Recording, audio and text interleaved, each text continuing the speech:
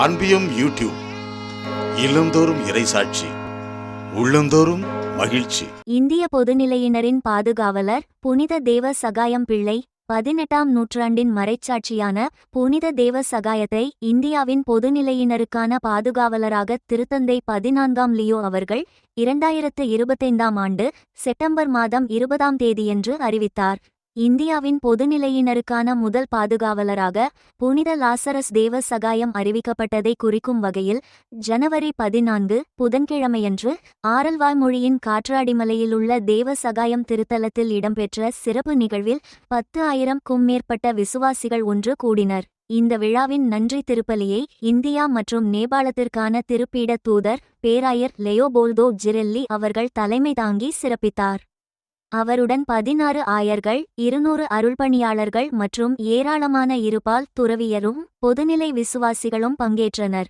புனிதத்துவம் என்பது அன்றாட குடும்ப வாழ்க்கையிலும் பொது வாழ்விலும் வாழப்பட வேண்டிய ஒன்று என்பதை புனித தேவ சகாயத்தின் வாழ்க்கை நிரூபிக்கிறது என்று பேராயர் ஜிரெல்லி அவர்கள் குறிப்பிட்டார்.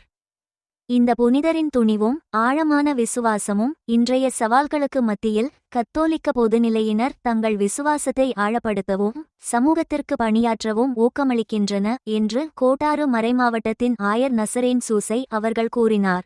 18ஆம் நூற்றாண்டின் மறைச்சாட்சியான புனித தேவ சகாயத்தை இந்தியாவின் பொதுநிலையினருக்கான பாதுகாவலராக திருத்தந்தை 14ஆம் லியோ அவர்கள் 2025ஆம் ஆண்டு செப்டம்பர் மாதம் 20ஆம் தேதியன்று அறிவித்தார். 1712ஆம் ஆண்டு ஓர் இந்துவாக பிறந்த தேவ சகாயம் மன்னர் மார்த்தாண்டவர்மாவின் அரசவையில் பணியாற்றி வந்தபோது 1745ஆம் ஆண்டு கத்தோலிக்க மதத்திற்கு மாறினார்.